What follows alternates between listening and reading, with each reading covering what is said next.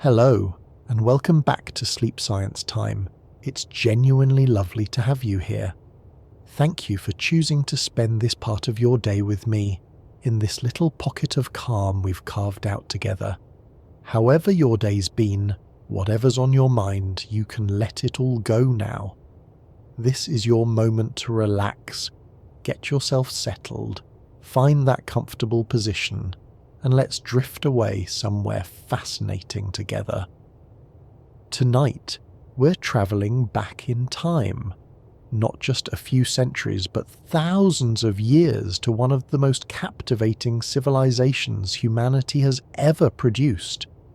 We're heading to ancient Egypt, a culture that flourished along the banks of the Nile for over 3,000 years, building monuments so impressive they still baffle us today, developing knowledge so advanced it laid foundations we still use, and creating a legacy so powerful it continues to capture our imagination millennia after their world ended. Before we step into the desert sands, I'm curious. Where are you right now? Are you tucked up in Manchester as rain patters against the window, watching the sun set from somewhere in California? Perhaps you're in Melbourne, where it's already tomorrow morning. Leave me a comment and let me know where in the world you are, and what drew you to ancient Egypt tonight. I love knowing that we're all scattered across the globe, yet somehow connected through these stories.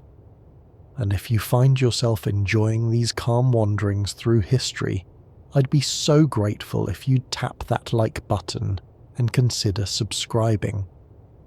It truly helps this channel reach other people looking for exactly this sort of peaceful exploration. For those of you who've been here before, who keep coming back, thank you.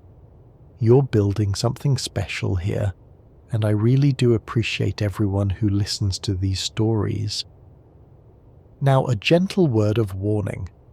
I'm not trying to keep you glued to your screen until dawn. Sleep is rather the point of all this. But if you do happen to still be listening by the end, I hope your mind will be quietly full of pharaohs and pyramids, of hieroglyphs and hidden tombs, of a civilization that somehow feels both impossibly ancient and strangely familiar. Okay. Let's begin our journey to the land of the Nile. There's a rather famous quote from an ancient Greek historian named Herodotus, who visited Egypt around 450 BCE, took copious notes, and declared it the gift of the Nile. And honestly, he wasn't wrong, though one imagines the Egyptians might have rolled their eyes a bit at a Greek explaining their own country to them. Egypt would be nothing but endless desert, inhospitable and empty. But with the Nile, well, that changes everything. Picture this. You're standing in the middle of the Sahara Desert, one of the harshest environments on Earth.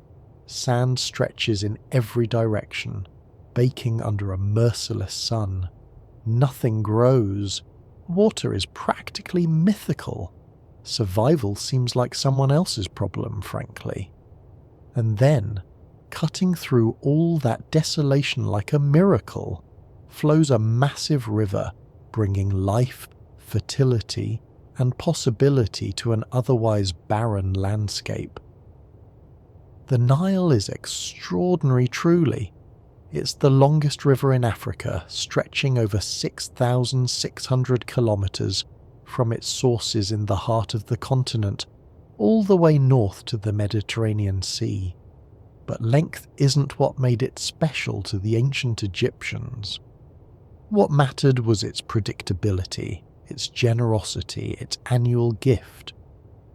Every year, like clockwork, the Nile would flood. Heavy rains in the Ethiopian highlands, far to the south, would swell the river, and by summer, the Nile would burst its banks and spread across the valley floor. For several months, the land would be underwater. And when the floods finally receded in autumn, they left behind something precious. A layer of rich black silt, nutrients washed down from Central Africa, coating the fields like nature's own fertilizer. This wasn't a destructive flood, mind you, not the biblical build an ark sort of situation. It was reliable, predictable, beneficial, basically the opposite of British weather. The Egyptians could plan around it, plant after it, build their entire agricultural calendar on it. In a world where most ancient peoples were at the mercy of unpredictable weather and uncertain harvests, Egypt had a guarantee. Plant your seeds in the black soil after the flood, tend them through winter and spring, harvest before summer, and repeat, year after year, for thousands of years. Can you imagine the security that must have provided? Knowing that every year the river would flood, the soil would be renewed, and food would grow. It's no wonder the Egyptians saw the Nile as divine, a god named Happy who brought abundance and life. This reliability allowed something remarkable to happen. Around 5000 BCE, small farming communities began appearing along the Nile's banks. These weren't nomadic hunter-gatherers anymore. These were settled people, growing barley and wheat, raising cattle and goats, building permanent villages. They had surplus food, which meant not everyone needed to farm. Some people could specialize, become craftspeople, priests, administrators. Over the next 2,000 years, these villages grew and merged. Two distinct cultures emerged. Lower Egypt in the north, where the Nile spreads into a fertile delta before meeting the Mediterranean. Then you had Upper Egypt in the south, a narrow strip of green running through the desert. These regions developed their own styles, their own rulers, their own identities. Lower Egypt's symbol was the papyrus plant and the red crown. Upper Egypt's was the lotus flower and the white crown. And then, around 3100 BCE, something pivotal happened. A ruler, possibly named Nama or Menes, depending on which ancient source you trust, and they're about as consistent as eyewitness accounts of whose round it is at the pub, managed to unite both kingdoms under one rule. This wasn't just a political merger. This was the birth of Egypt as we know it, the beginning of one of history's longest-lasting civilizations.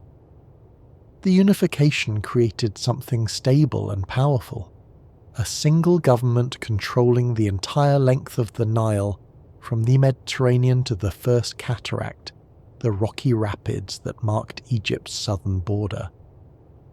A culture that would persist with remarkable continuity for the next 3,000 years. To put that in perspective, ancient Egypt lasted longer than the time between the fall of Rome and today. Cleopatra, the last pharaoh, lived closer in time to the moon landing than to the building of the Great Pyramid. But we're getting ahead of ourselves, as usual. In those early days, around 3100 BCE, Egypt was just beginning. The first pharaohs established a capital at Memphis, right at the junction between Upper and Lower Egypt, a symbolic choice showing the unity of the two lands. They began building in stone, organizing labor, developing the bureaucracy and hierarchy that would characterize Egyptian civilization. The Nile shaped everything about how Egypt developed. The country was essentially a long, thin oasis, rarely more than a few kilometers wide on either side of the river, surrounded by desert. This geography made Egypt easy to defend. The deserts acted as natural barriers and hard to invade. it also meant Egyptian culture was remarkably cohesive. Everyone lived along the same river, shared the same climate, experienced the same annual flood. Travel and communication were easy too. The Nile flows north, so you could float downstream to Lower Egypt without much effort. But prevailing winds blow south, so you could sail upstream against the current using simple sails. The Egyptians became excellent boat builders, moving people, goods, and massive stone blocks up and down the river with impressive efficiency. There's something rather poetic about it, isn't it? That one of humanity's greatest civilizations owed its existence to the reliable flooding of a single river, that the rhythm of Egyptian life, its agriculture, religion and culture, all synchronized to the annual rise and fall of water. The Nile wasn't just important to Egypt, it was Egypt. Everything else flowed from that one geographical blessing. This divine status gave pharaohs tremendous authority. They weren't just obeyed because they had armies, though they certainly had those.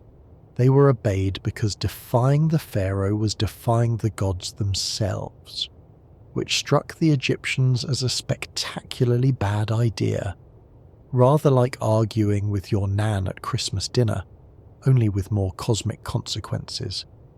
The pharaoh owned everything, theoretically at least. All the land, all the resources, all the people.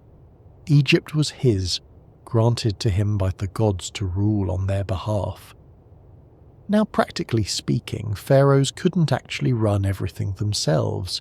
Egypt was far too large and complex for one person to micromanage.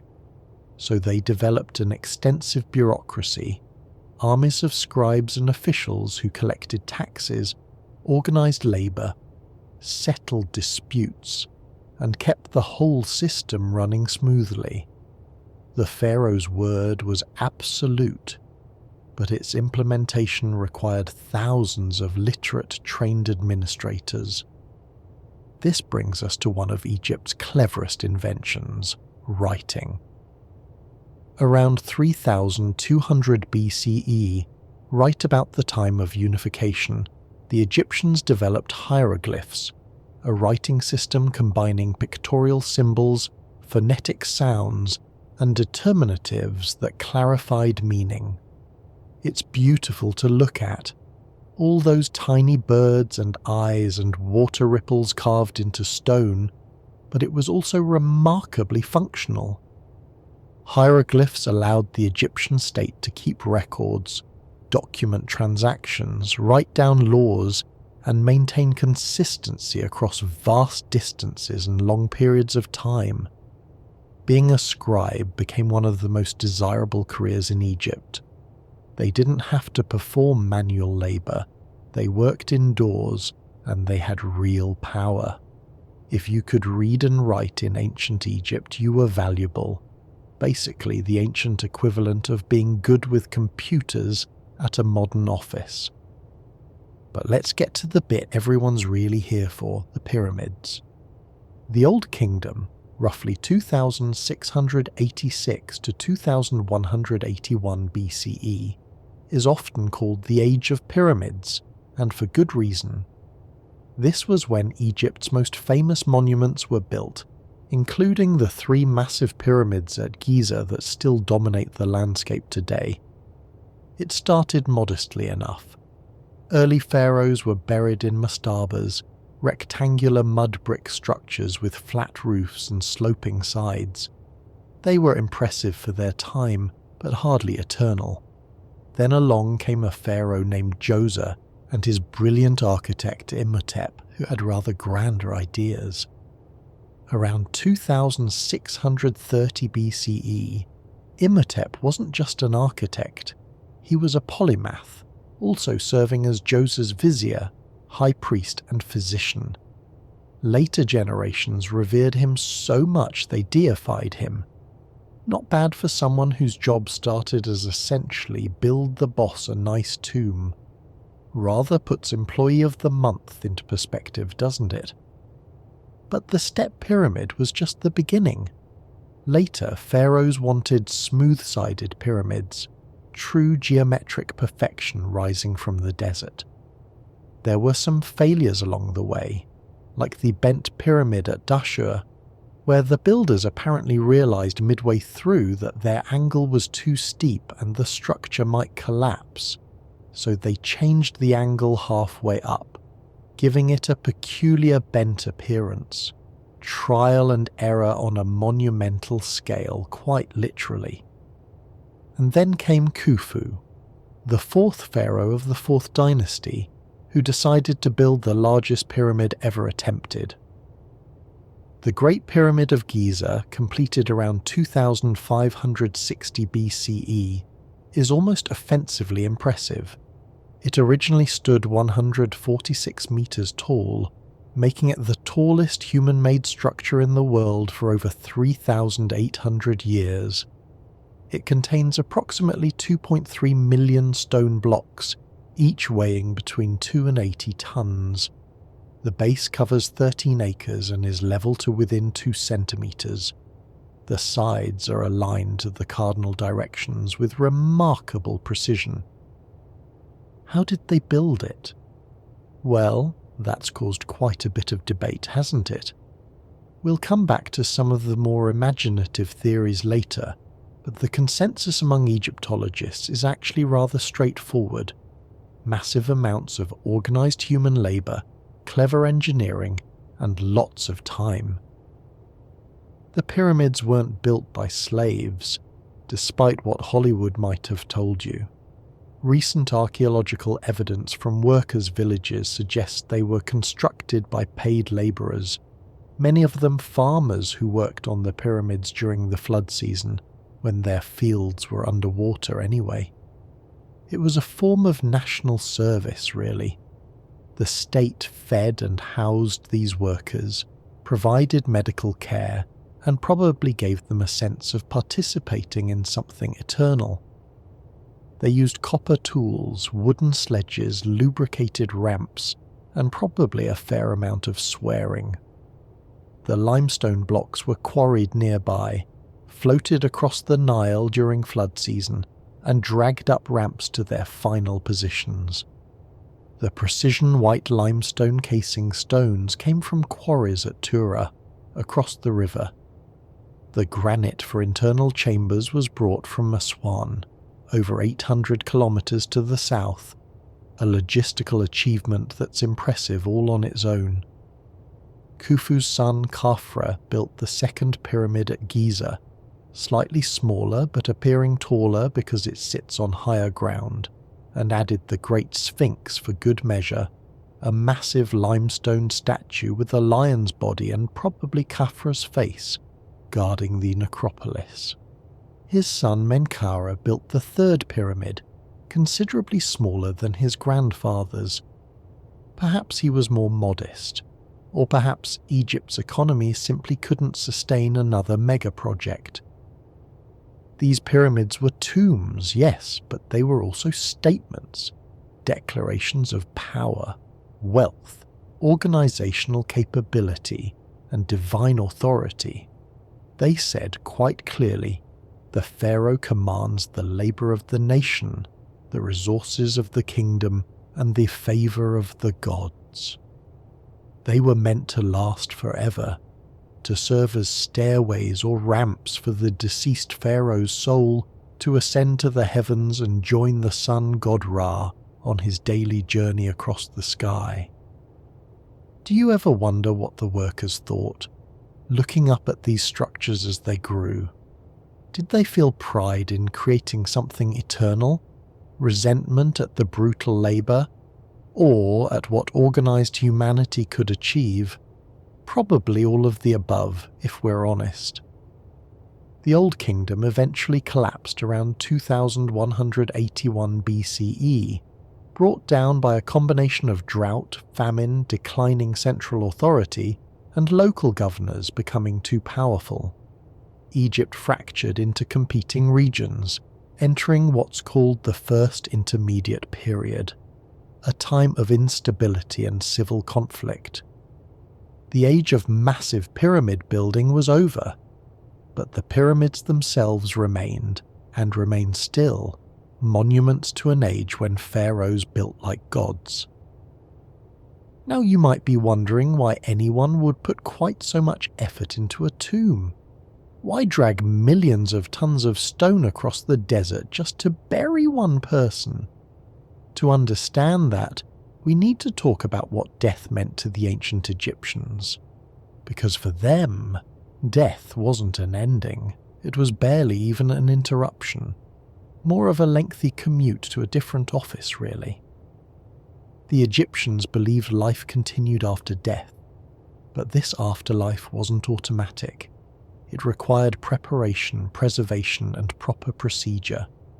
Get it wrong, and your soul might be destroyed, lost forever. Get it right, and you could live eternally in the field of reeds, a paradise much like Egypt itself, but without the toil, enjoying everything good about life without any of the unpleasant bits. Rather appealing, really. But achieving eternal life was complicated. The Egyptians believed a person consisted of several spiritual components, not just a simple body and soul. There was the Ka, your life force, the spiritual double that lived on after death. The Ba, roughly equivalent to personality, or the animating spirit, often depicted as a human-headed bird. The Ak, the transformed, transfigured spirit that resulted from successfully navigating the afterlife, and several others, because the Egyptians didn't do anything by halves. If you're going to have a soul, might as well have 5 or 6 while you're at it. For these spiritual components to survive, the body had to be preserved. If the body decayed, the Ka had nowhere to return to, and the whole eternal afterlife project would collapse. This led to one of ancient Egypt's most famous practices, mummification.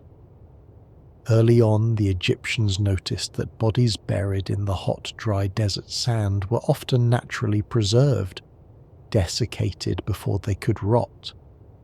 But once they started burying important people in tombs, away from the sand, the bodies decomposed, so they developed artificial methods to achieve the same preservation. The mummification process, once fully developed, was elaborate and took about 70 days. The body was taken to a special workshop, usually located on the west bank of the Nile, the side where the sun set, symbolically associated with death and the afterlife. There, specialist embalmers went to work. First, they removed the internal organs, which decompose quickly.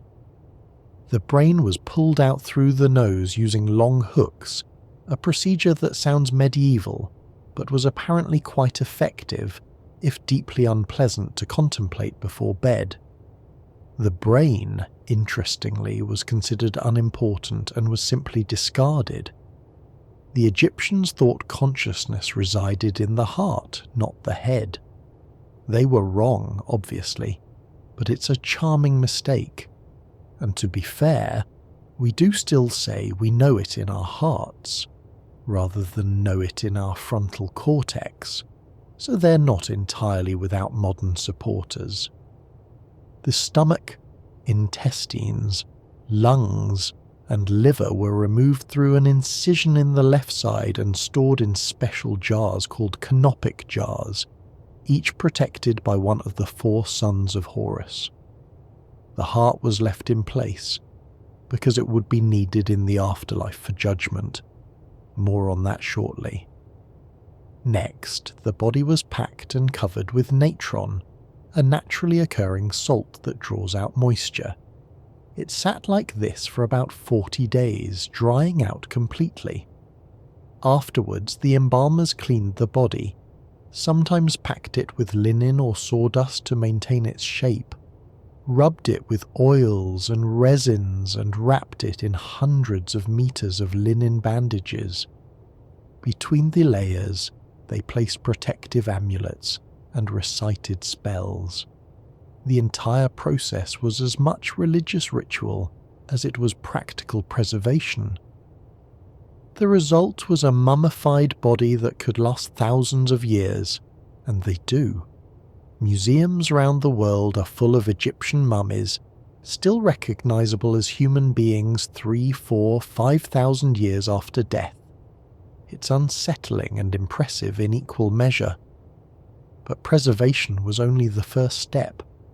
The deceased also needed supplies for the afterlife: food, drink, clothing, furniture, jewellery, and various other goods. These were placed in the tomb along with shabti, small figurines that would magically come to life in the afterlife to perform any labour required of the deceased. Because even in paradise, the Egyptians weren't taking chances with being asked to do manual work, which is remarkably forward-thinking, really. Why achieve eternal life if you're just going to spend it doing the washing up? The tomb walls were covered with spells, prayers, and scenes from daily life. These weren't just decorations, they were functional. The spells helped the deceased navigate the dangerous journey through the underworld. The scenes of harvesting, hunting, and feasting could magically provide these things if the actual offerings ran out. It was insurance, really. Multiple backups to ensure eternal survival. Now, getting to the afterlife wasn't straightforward. After death, the bar had to journey through the Duat, the underworld, a dangerous realm full of demons, monsters, and obstacles. This journey was described in funerary texts like the Book of the Dead, which, despite its ominous name, was actually more of a guidebook, filled with spells, maps, and instructions for avoiding hazards.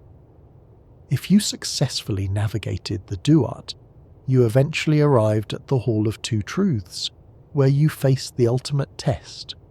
Your heart was weighed on a scale against the feather of Ma'at, goddess of truth and justice. The feather represented truth, balance, and right living. If your heart was lighter than or equal to the feather, meaning you'd lived a just life, you passed. Osiris, Lord of the Underworld, welcomed you to eternal life. If your heart was heavier, weighed down by misdeeds, lies, and cruelty, well, that's where Amit came in. Amit, the Devourer, was a hybrid demon with the head of a crocodile, the front body of a lion, and the rear of a hippopotamus, essentially a committee decision on what the most terrifying creature would look like, and frankly, they nailed it. She sat beside the scales, waiting. If you failed the test, Amit ate your heart, and your soul was destroyed. No eternal life, no paradise, just oblivion. Rather high stakes for a weighing, make stepping on the bathroom scales seem positively cheerful in comparison. This judgment scene appears in countless tombs and papyri. The deceased often included spells asking their heart not to testify against them during the weighing, which is either touching or slightly suspicious, depending on how you interpret it. The Egyptians took death seriously because they took the afterlife seriously. Eternity was real, achievable, but it required proper preparation. This is why tombs were so important, why mummification was so elaborate, why pharaohs built pyramids and nobles carved elaborate rock-cut tombs. They weren't monuments to ego, not entirely. They were functional infrastructure for eternal life. It's a rather beautiful belief system in its way. The idea that life is so good, so worth living, that you'd want it to continue forever. That death isn't a tragedy but a transition, assuming you've made proper arrangements, and that living a good, truthful, balanced life actually matters, because your heart will remember, even if you don't. Sleep well with that rather comforting thought.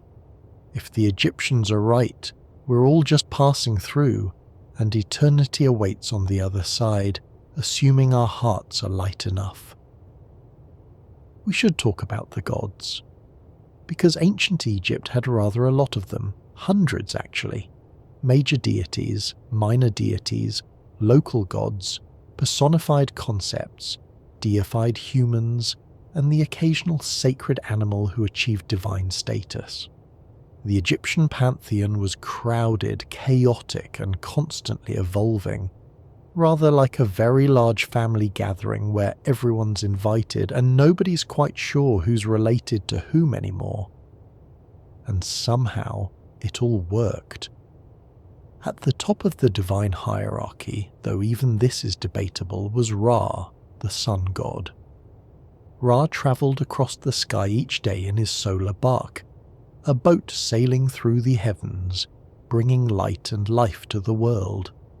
At night, he journeyed through the underworld, battling the chaos serpent Apophis, who tried nightly to swallow him and end creation. Each dawn was Ra's victory, the renewal of order over chaos. Rather dramatic for a sunrise, but the Egyptians didn't do subtlety. Then there was Osiris, originally a god of agriculture and fertility, who became lord of the underworld after his brother Set murdered him in a fit of jealousy. His wife Isis, goddess of magic and motherhood, collected his scattered pieces, rather gruesomely, not exactly ideal date-night material, and used her considerable magical abilities to resurrect him long enough to conceive their son, Horus. Egyptian mythology doesn't shy away from the awkward bits, does it? Osiris remained in the underworld as judge of the dead, while Horus, the falcon-headed sky god, became the divine prototype for the living pharaoh. Set, despite being a murderer, wasn't entirely evil in Egyptian theology. He was the god of chaos, storms, and the desert, necessary forces even if dangerous. He defended Ra's solar bark against Apophis each night, using chaos to fight chaos. The Egyptians had a sophisticated understanding that destruction and disorder had their place in maintaining cosmic balance. There was Thoth, the ibis-headed god of wisdom, writing, and the moon, who invented hieroglyphs and kept the cosmic accounts. Anubis, the jackal-headed god who oversaw embalming and guided souls through the underworld. Hathor, goddess of love, music, and joy, often depicted as a cow or woman with cow horns. Bastet, the cat goddess of protection and domestic harmony. Sobek, the crocodile god. Sekhmet, the lioness goddess of war and healing. Are you keeping track of all these? No? Good, because we're barely scratching the surface and there's a quiz later. I'm joking. You're meant to be falling asleep.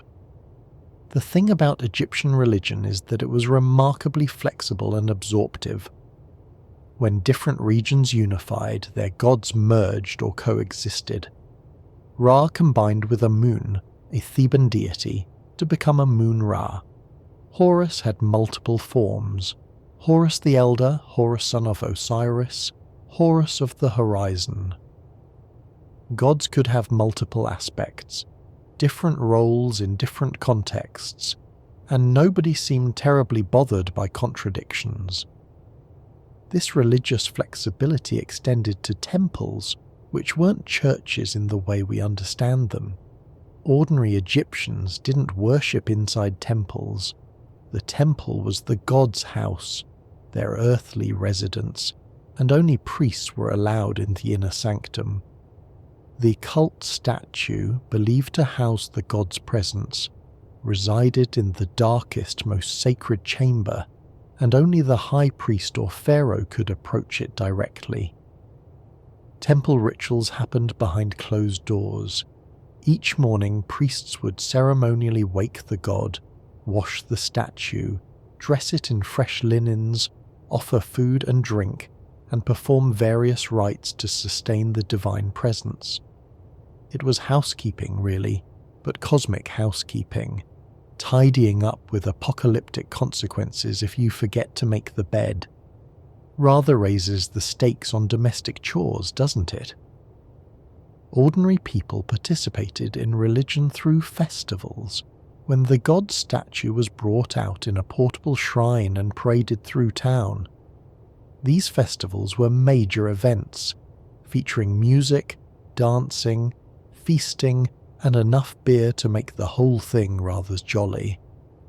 The Opet festival at Thebes, celebrating the annual flooding of the Nile and the divine marriage between Amun and the king, lasted for weeks.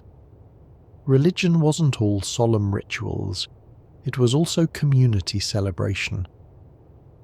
And then there were the sacred animals. The Egyptians had a rather unique relationship with animals, seeing them as earthly manifestations or messengers of the gods. Cats were sacred to Bastet. Ibises and baboons were sacred to Thoth. Crocodiles were sacred to Sobek. Bulls, particularly the Apis bull of Memphis, were considered incarnations of the god Ptah. When a sacred Apis bull died, the entire nation mourned. The bull was mummified with all the ceremony of a pharaoh and buried in the Serapeum at Saqqara, an underground catacomb filled with massive stone sarcophagi holding generations of sacred bulls. Finding a new Apis bull, which had to have specific markings including a white triangle on its forehead, was a matter of national importance. But it wasn't just special individual animals. The Egyptians mummified millions of animals: cats, ibises, crocodiles, dogs, hawks, as offerings to the gods or as eternal companions for the deceased.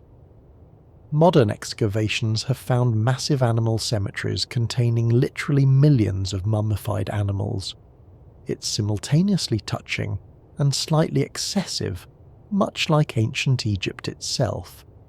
They looked at preserving human bodies for eternity and thought, yes, but what about the cats and the birds? Actually, let's just mummify everything to be safe.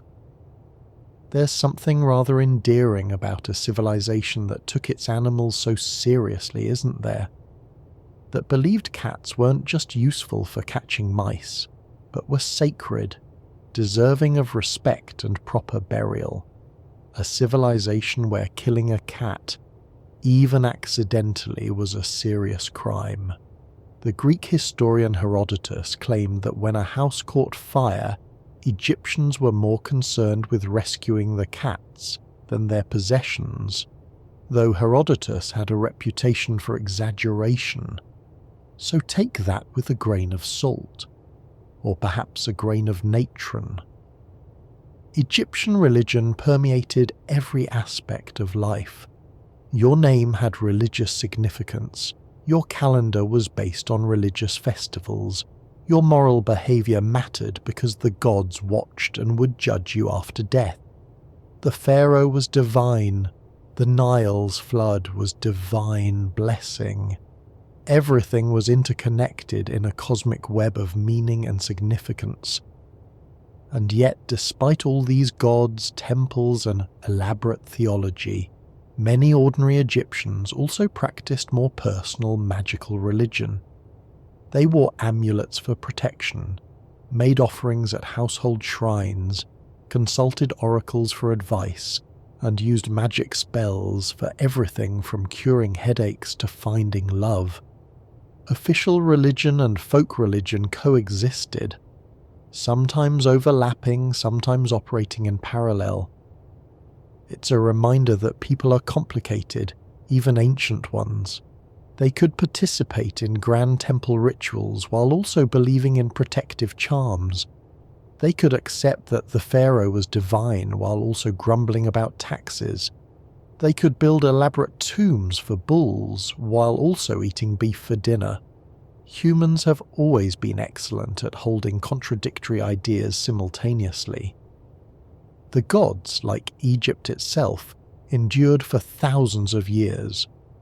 Long after the pyramids stopped being built, Long after political power shifted and dynasties rose and fell, the gods remained, until eventually they didn't. But that's a story for later chapters. The ancient Egyptians weren't just builders and theologians.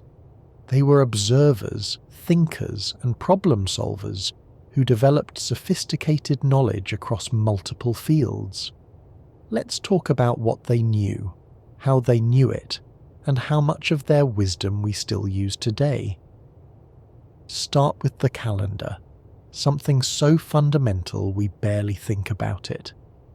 The Egyptian calendar was based on careful observation of both the sun and the star Sirius.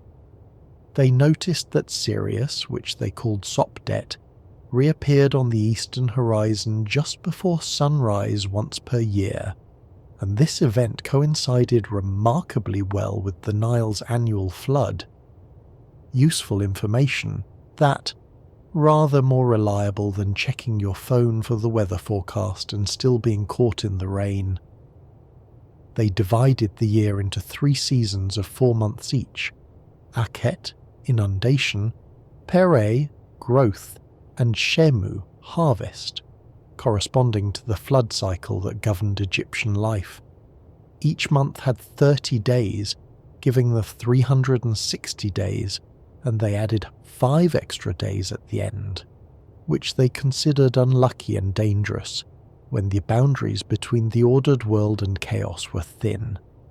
This gave them a 365-day year, quite close to the actual solar year of 365.25 days. Not perfect, it would drift slowly over centuries, but remarkably sophisticated for a civilization developing this over 5,000 years ago. This calendar was one of the first solar calendars in human history, and it influenced later systems including the Roman calendar, which evolved into the one we use today. So next time you check the date, you can thank the Egyptians for figuring out that counting days might be useful. Mathematics was another Egyptian strength. They needed it, really. Try building a pyramid without being able to calculate volumes, angles, and proportions. Try managing a nation's grain supply without arithmetic. The Egyptians developed a decimal system and could handle fractions, though they preferred unit fractions, always with 1 as the numerator, which made some calculations rather convoluted. The Ren mathematical papyrus, dating from around 1550 BCE, contains 84 mathematical problems and their solutions, covering everything from basic arithmetic to geometry.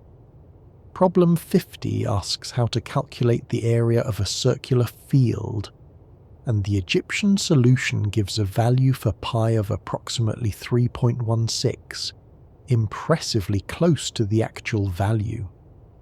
They could calculate the volume of a pyramid, determine the slope of its sides, and divide up land fairly after the annual flood scrambled boundary markers. Was this mathematics as abstract and theoretical as what the Greeks would later develop? No, Egyptian mathematics was practical, designed to solve real-world problems, surveying land, distributing rations, calculating taxes, planning construction. But practical mathematics is still mathematics, and they were remarkably good at it. The kind of maths you can actually use, unlike whatever was happening in algebra class when they started adding letters to perfectly good numbers. Medicine was another area where Egyptians excelled, though their approach mixed genuine medical knowledge with magical beliefs in ways that would confuse a modern doctor. Medical papyri describe various ailments and their treatments with impressive precision. The Edwin Smith Papyrus, possibly the oldest surgical text in existence, describes 48 cases of injuries, mostly to the head and torso, with examinations, diagnoses, treatments, and prognoses. It's organized almost like a modern medical textbook. Egyptian physicians could set broken bones, stitch wounds, perform basic surgery, and prepare various medicines from plants, minerals, and animal parts. They understood that the heart was connected to pulse, though they thought it was the center of thought and emotion. They performed dental work, including filling cavities and making primitive bridges. Mummies show evidence of successful bone surgery, tumor removal, and treatment of various chronic conditions.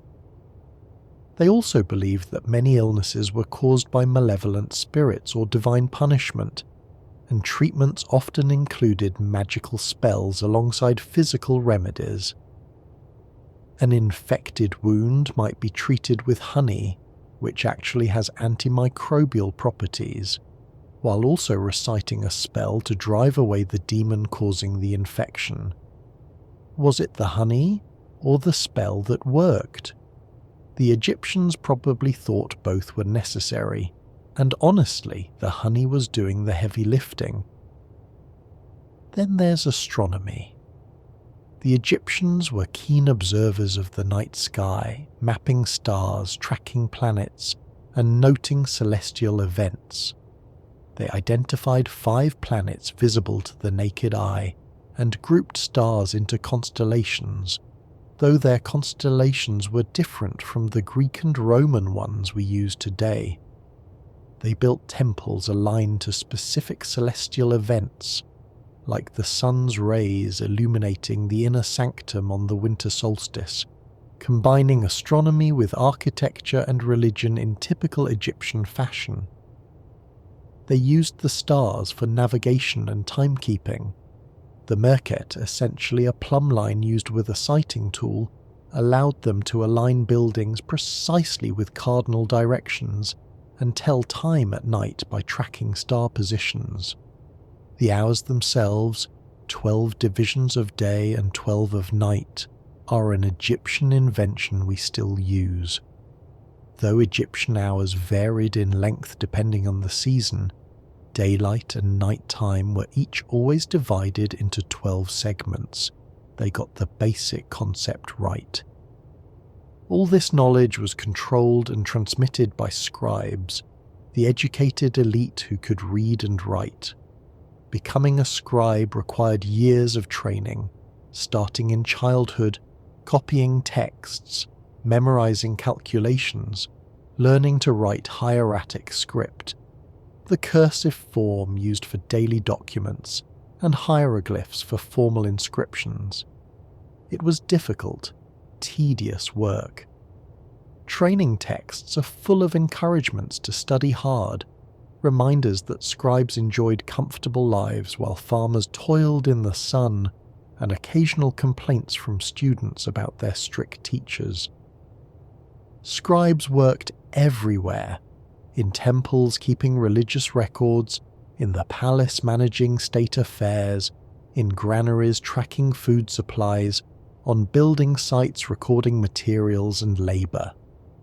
They were the bureaucratic backbone of Egyptian civilization, the people who made the whole complex system function. Without them, pharaohs couldn't govern, temples couldn't operate, and monumental building projects couldn't happen. Hieroglyphs themselves are fascinating. They're not just pictograms where each symbol represents an object. The system is much more sophisticated, mixing logograms that represent words, phonograms that represent sounds, and determinatives that clarify meaning. The same symbol could function differently depending on context. It's complex and beautiful, art and writing combined into one system. For thousands of years after Egypt's civilization ended, no one could read hieroglyphs. The knowledge was lost. They remained beautiful but meaningless decorations on ancient stones until 1799, when French soldiers in Egypt discovered the Rosetta Stone, a decree written in 3 scripts: hieroglyphs, Demotic Egyptian script, and ancient Greek. Since scholars could read Greek, they finally had a key to decoding hieroglyphs. Jean-François Champollion cracked the code in 1822, and suddenly, after millennia of silence, the ancient Egyptians could speak to us again through their own words. There's something rather moving about that, isn't it?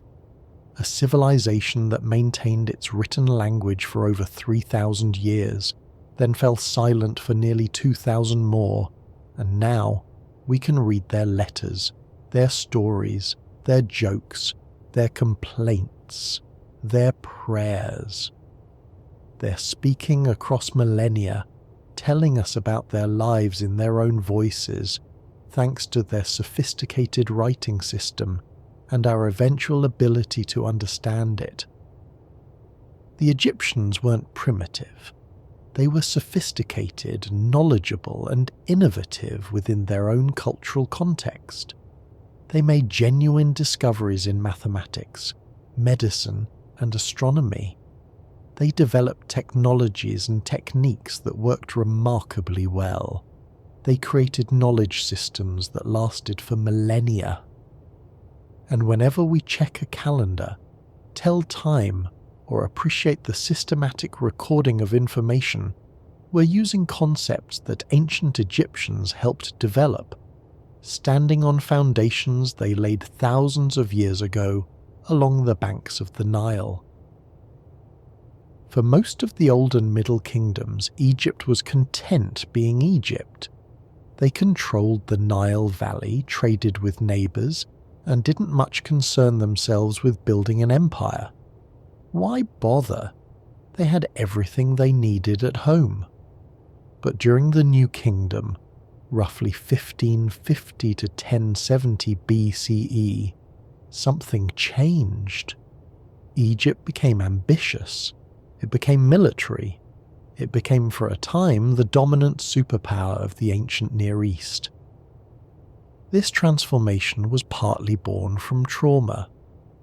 During the Second Intermediate Period, Egypt had been invaded and partially conquered by the Hyksos, foreign rulers probably from the Levant who controlled northern Egypt for about a century. This was humiliating for a civilization that saw itself as chosen by the gods and protected by geography. When Egyptian rulers from Thebes finally drove out the Hyksos around 1550 BCE, reunifying the country, they learned a lesson. Defense isn't enough. The best way to prevent future invasions is to control the territories around you. Thus began the Age of Empire. The pharaohs of the 18th dynasty, particularly Thutmose I and his formidable grandson Thutmose III, led military campaigns into the Levant, Syria and Nubia, creating a buffer zone of subject territories and vassal states. Egypt wasn't content to sit behind its desert barriers anymore. It projected power, demanded tribute, and for several centuries it worked brilliantly.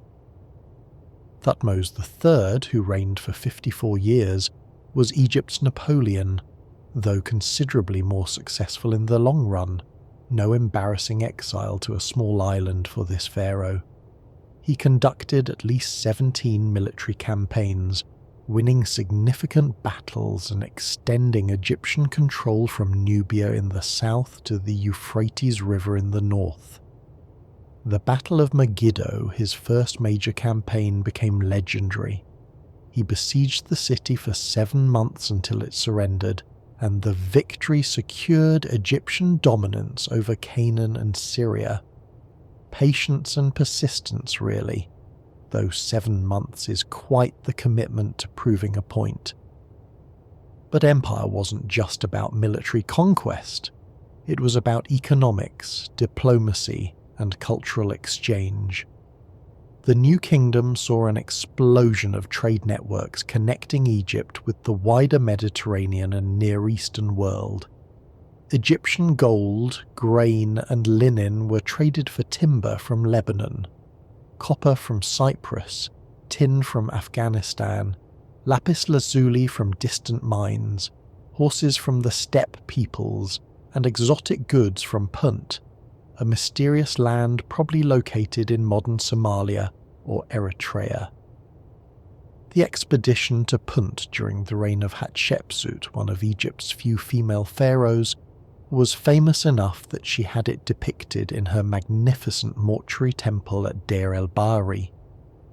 The reliefs show Egyptian ships returning laden with incense trees, myrrh, gold, ivory, and exotic animals.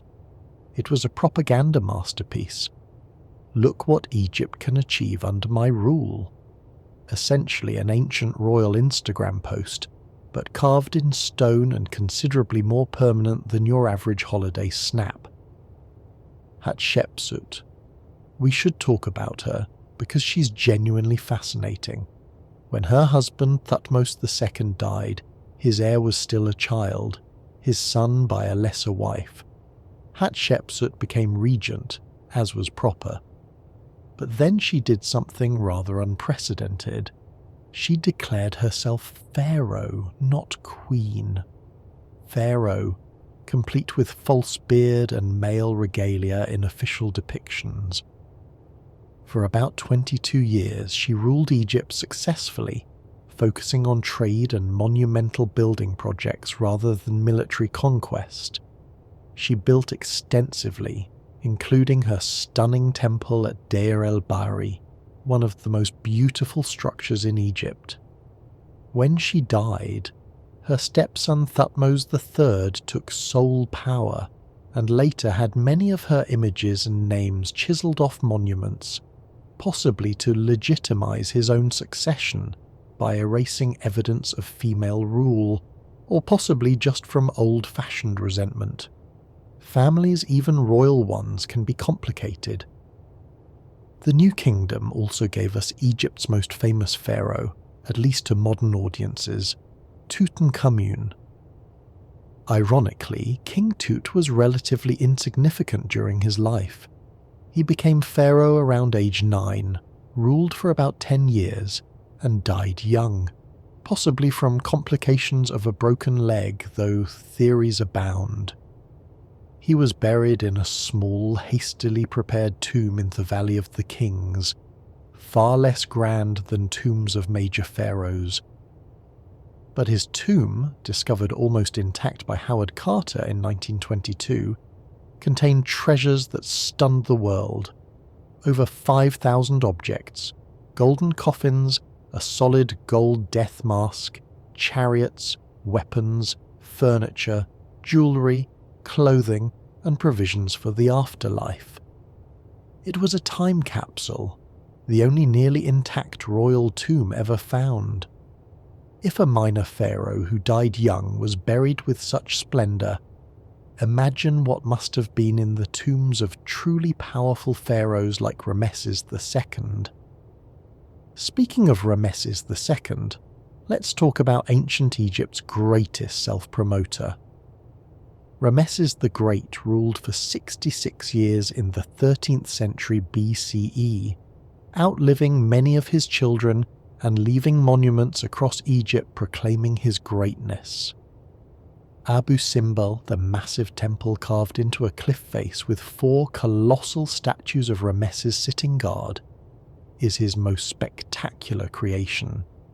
Inside, twice a year, the sun illuminates the inner sanctuary, falling on statues of the gods and Ramesses himself, because of course he included himself among the gods.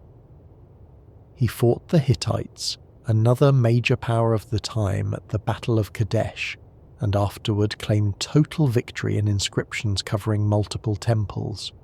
The Hittites also claimed victory in their records. The truth appears to be that it was basically a draw, a bloody stalemate that convinced both sides that continued warfare was expensive and pointless. So they did something clever. They negotiated the first recorded peace treaty in history, complete with extradition clauses and mutual defense agreements. Ramesses even married a Hittite princess to seal the deal. Diplomacy, it turns out, can work better than warfare. The New Kingdom was Egypt's golden age in many ways. Wealth flowed in from empire and trade. Temples grew massive and wealthy, none more so than the Temple of Karnak at Thebes, which was expanded over centuries into a sprawling complex of pylons, halls, obelisks, and sanctuaries. The Great Hypostyle Hall alone, with its 134 massive columns, some 21 meters tall, is one of the most impressive architectural spaces ever created. Standing among those columns, dwarfed by their scale, surrounded by hieroglyphs and reliefs, you get a sense of what Egyptian civilization could achieve at its height. But empires are expensive to maintain. They require armies, fortifications, administrators, and constant vigilance. By the late New Kingdom, Egypt was struggling. The Bronze Age was ending in catastrophic fashion across the eastern Mediterranean. The so-called Sea Peoples, groups of unknown origin, were raiding and destroying civilizations throughout the region. The Hittite Empire collapsed entirely. Egyptian records describe desperate battles to repel invasions, particularly under Ramesses III, who managed to defeat the Sea Peoples but at enormous cost. After Ramesses III, Egypt entered a slow decline. The empire was gradually lost. Nubia broke away. Control over the Levant evaporated. Internally, the power of the high priests of Amun at Thebes rivaled that of the pharaohs themselves. Egypt was still Egypt, still wealthy and sophisticated, but the days of dominating its neighbours were ending. The Third Intermediate Period saw Egypt fragment again, ruled by competing dynasties and occasionally by Libyan and Nubian pharaohs who adopted Egyptian culture even as they ruled it. Egypt would have brief resurgences, moments when strong pharaohs temporarily reunified the country and reasserted power. But the trajectory was generally downward. The world was changing. Iron was replacing bronze. New powers were rising: Assyria, Babylon, and eventually Persia. Egypt, for all its grandeur and ancient prestige, was becoming just another player in a more complex, interconnected world. Still, the New Kingdom left an indelible legacy. It was the age when Egypt touched the wider world and was touched by it in return, when Egyptian art, ideas, and goods spread across the Mediterranean, and when foreign influences began flowing into Egypt. It was cosmopolitan, wealthy, and powerful, the age when Egypt truly became a world civilization rather than an isolated river culture. And even as political power faded, Egypt's cultural influence remained immense. Later civilizations, Greeks, Romans, and beyond, would look to Egypt with awe and admiration, seeing it as the source of ancient wisdom and mysterious knowledge. That reputation, built during these centuries of empire, would outlast the empire itself by millennia. All civilizations end eventually. Rome fell, the Mayans dispersed, the Mongol Empire fractured, and Egypt, after 3,000 years of continuity, finally ceased to be Egyptian. Rather a long run, though. Most modern countries would be delighted to last a tenth as long. The end came gradually, then suddenly, as these things often do. In 525 BCE, Persia, the new superpower of the Near East, invaded Egypt. The pharaoh Psamtik III fought valiantly at the Battle of Pelusium, but the Persians won, and Egypt became a province of the Persian Empire. Persian rule wasn't particularly harsh. They largely maintained Egyptian administration and respected local customs, but Egypt was no longer independent. No longer ruled by pharaohs who were living gods, but by distant Persian kings who added King of Egypt to their already lengthy titles. The Persians were eventually driven out, and Egypt enjoyed brief independence under native dynasties, but it didn't last. In 332 BCE, Alexander the Great arrived during his conquest of the Persian Empire. Egypt, fed up with Persian rule, welcomed him as a liberator. Alexander visited the oracle at Siwa Oasis, where he was proclaimed son of the god Amun, and founded the city of Alexandria on the Mediterranean coast. When Alexander died, his empire was carved up among his generals. Ptolemy took Egypt and established a dynasty that would rule for 3 centuries. The Ptolemies were Greek, spoke Greek, and promoted Greek culture, but they were clever enough to adopt Egyptian customs when politically useful. They were crowned as pharaohs, supported Egyptian temples, and presented themselves as successors to the ancient god-kings, even as they built Alexandria into a centre of Greek learning with its famous library and lighthouse. Cleopatra VII, the last Ptolemaic ruler and the last pharaoh of Egypt, was actually Greek, not ethnically Egyptian, though she was the first of her dynasty to bother learning the Egyptian language. She was brilliant, politically astute, and capable of charming Rome's most powerful men, first Julius Caesar, then Mark Antony. But even her considerable skills couldn't save Egypt from Rome's inexorable expansion. After Mark Antony and Cleopatra's forces were defeated by Octavian at the Battle of Actium in 31 BCE, both committed suicide. Cleopatra supposedly by a fatal bite of a venomous snake, though historians debate the details. Dramatic exit either way, really. Octavian, soon to become Emperor Augustus, annexed Egypt as a personal possession of the Roman Emperor.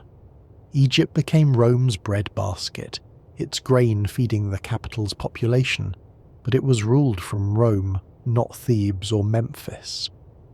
After 3,000 years, the age of pharaohs was over, rather like a family business closing after millennia of trading, going concern to gone, just like that. Under Roman and later Byzantine rule, Egyptian culture persisted but evolved. The ancient religion gradually faded, particularly after Christianity became Rome's official religion in the 4th century CE. Temples were closed, converted into churches, or simply abandoned. The last hieroglyphic inscription was carved in 394 CE at Philae Temple. After that, silence. The knowledge of reading hieroglyphs died out, and Egypt's ancient voice fell mute. When Arab armies conquered Egypt in 641 CE, they found a country that had been Christian for centuries, where the ancient religion was a distant memory, and the old writing system was incomprehensible decorations on crumbling monuments. Egypt became part of the Islamic world, adopted Arabic language and culture, and its ancient past became literally foreign, remnants of a civilization so old that even its memory had been forgotten. And yet, those monuments remained. The pyramids, temples, and tombs weathered millennia, silent and mysterious. When European travellers rediscovered them during the Renaissance and Enlightenment, they were stunned by their scale and sophistication.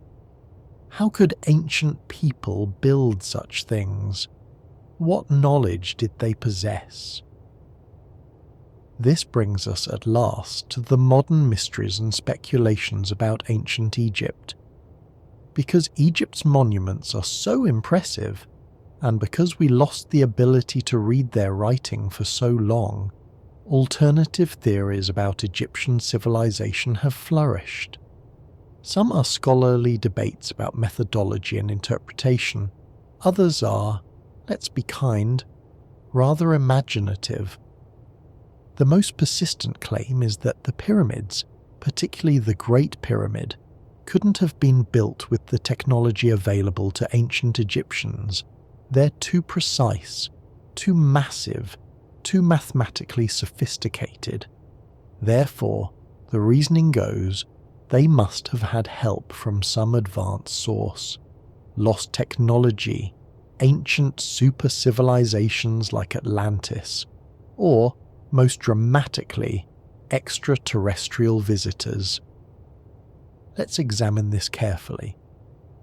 The Great Pyramid is indeed remarkably precise. The sides are aligned to cardinal directions with minimal deviation.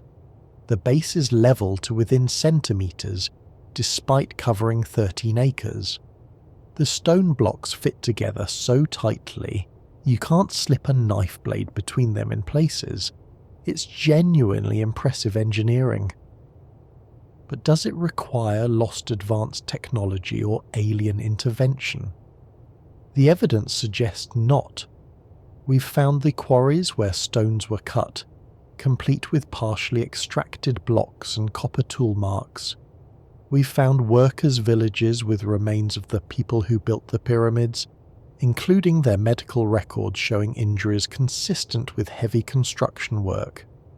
We've found ramps, sledges, and evidence of the techniques used to move and position massive stones. The precision is achievable with simple tools, careful planning, and considerable skill. Ancient Egyptians were sophisticated engineers who had been developing their craft for centuries before the Great Pyramid was built. They understood mathematics, astronomy, and practical engineering.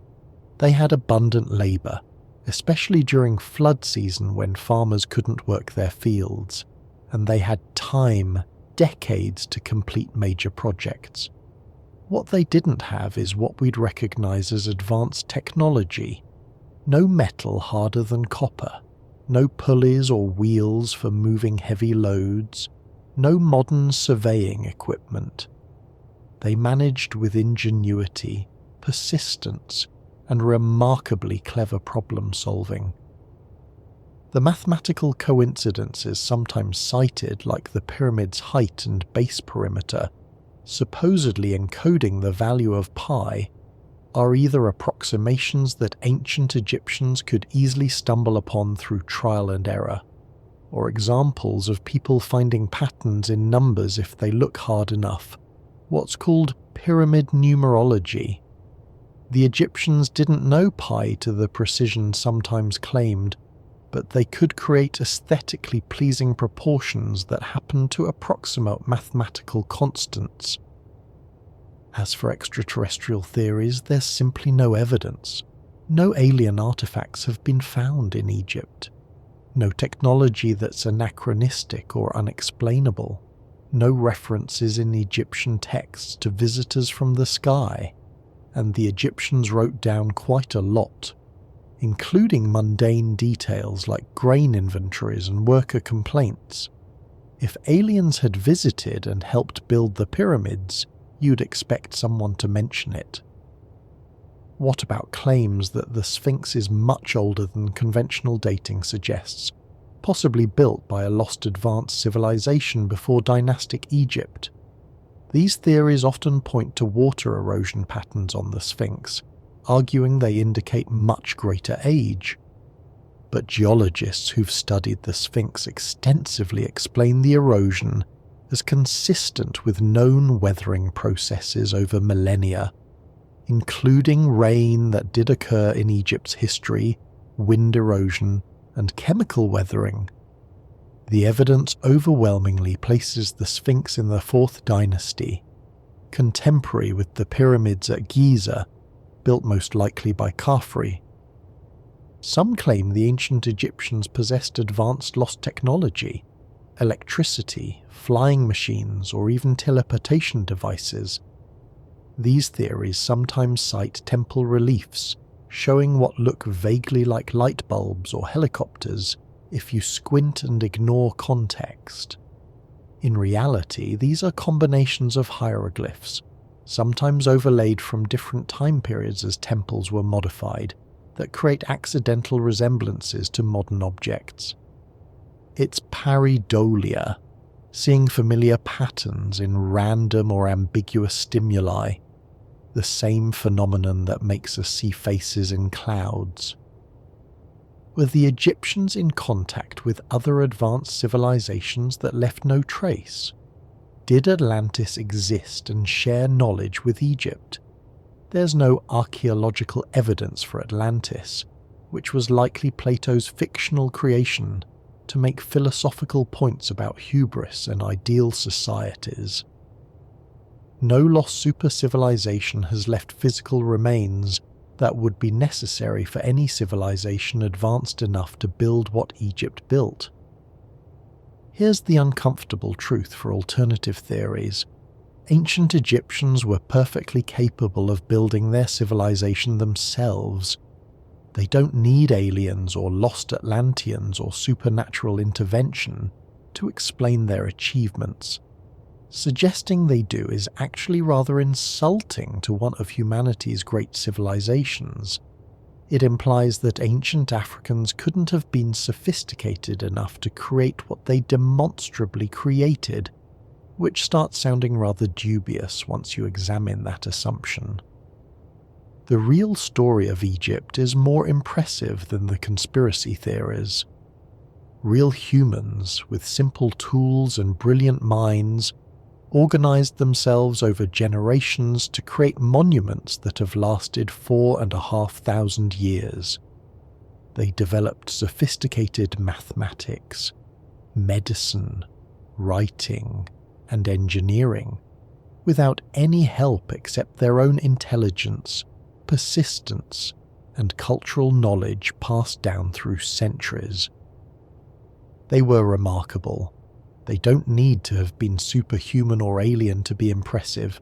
Their actual achievements, understood in proper historical context, are extraordinary enough. Now, does this mean we understand everything about ancient Egypt? Absolutely not. There are genuine mysteries. Certain construction techniques we're still debating. Purposes of some chambers in pyramids, meanings of some religious practices.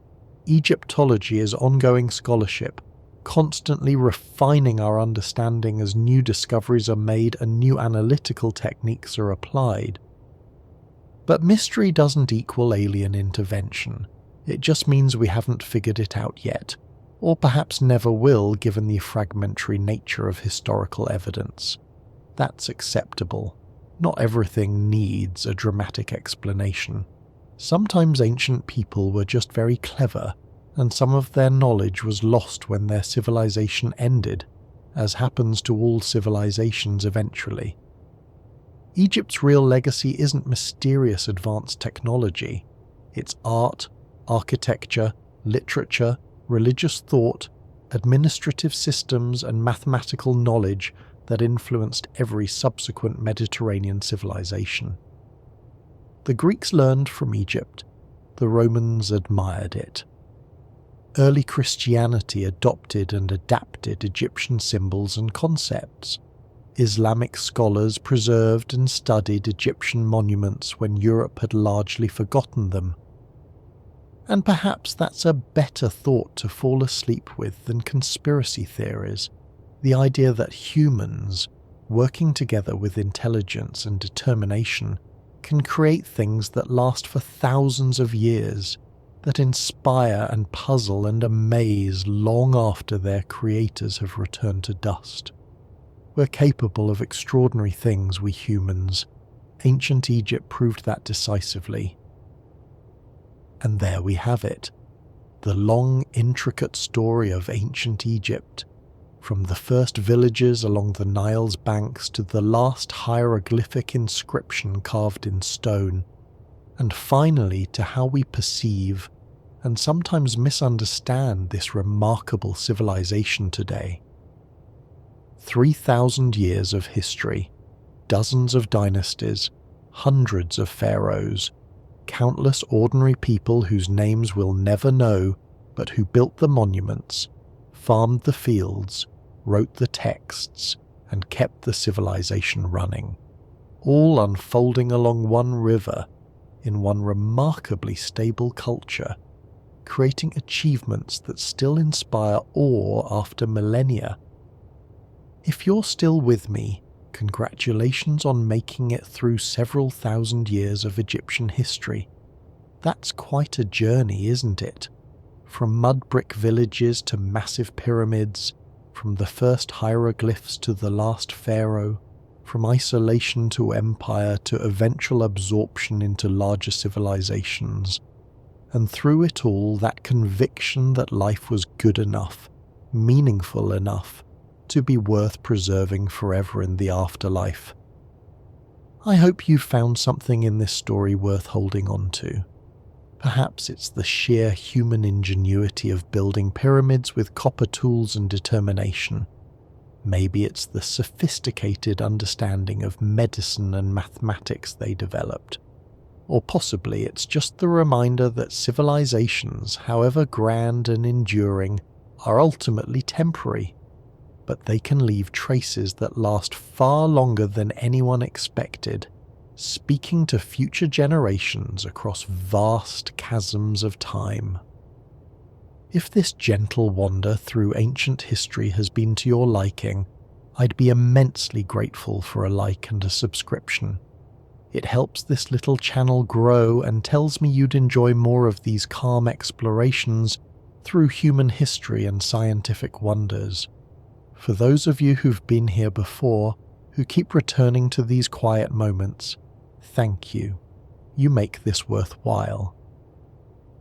I'll leave you now with some soft ambient sounds, the kind of gentle audio that might help you drift towards sleep with your mind full of pyramids and pharaohs, of the Nile flowing endlessly northward, of hieroglyphs telling stories we can finally read again after so long, of a civilization that proved what humans can achieve given time, knowledge, and that most Egyptian of qualities, the determination to make something last forever. Sleep well, and remember, the ancient Egyptians believed that to speak the name of the dead is to make them live again. In a sense, by learning their stories, we're doing exactly that, giving them a kind of immortality they'd surely appreciate. Sweet dreams, and until next time, good night.